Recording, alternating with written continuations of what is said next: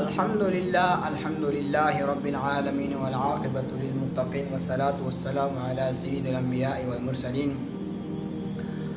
عزیزان من، جیسا کہ آپ کے علم میں ہے کہ شاتمان رسول اپنی حرکتوں سے باز نہیں آ رہے، اور ایک مرتبہ پھر بی جے پی کی حکومت کے ایک نمائندہ نے نبی پاک علیہ السلام کے شان میں گستاخی کی ہے،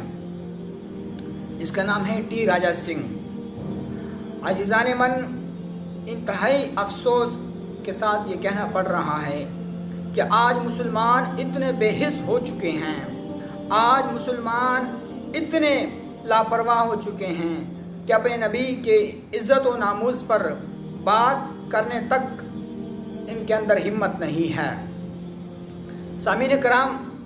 جیسا کہ آپ کی نظر میں ہے کہ آئے دن یہ شاتمان رسول نبی پاک حضرت محمد مصطفیٰ صلی اللہ علیہ وسلم کی شان میں گستاخیاں کرتے رہتے ہیں، جو کہ انتہائی افسوسناک بات ہے۔ ٹی راجا سنگھ نامی ملعون نے نبی پاک علیہ السلام کی شان میں جو گستاخی کی ہے،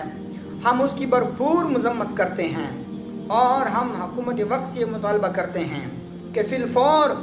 ہندوستان کی جتنے بھی پروڈکٹس ہیں ان کا بائیکاٹ کیا جائے، اور فی الفور ہندوستان کے سفیر کو بلا کر احتجاج ریکارڈ کروایا جائے، اور فی الفور انڈین گورنمنٹ سے یہ مطالبہ کیا جائے کہ اس لعین کو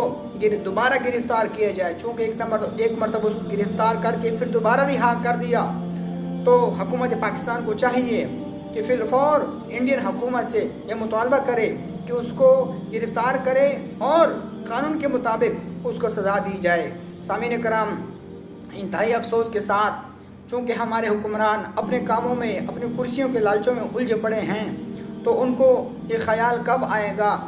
کہ ان کے نبی کی شان میں گستاخیاں ہو رہی ہیں، دن بدن ان کے نبی کی شان میں لوگ گستاخیاں کر رہے ہیں، لیکن یہ بے حس حکمران، ان کو صرف اپنی دولت کی اور صرف اپنے اقتدار کی پڑی ہے، اور ان کو نہ عوام کی پڑی ہے، اور نبی پاک علیہ السلام کی شان کی دور کی بات ہے، ان کو تو عوام کا ہی نہیں پتہ۔ آج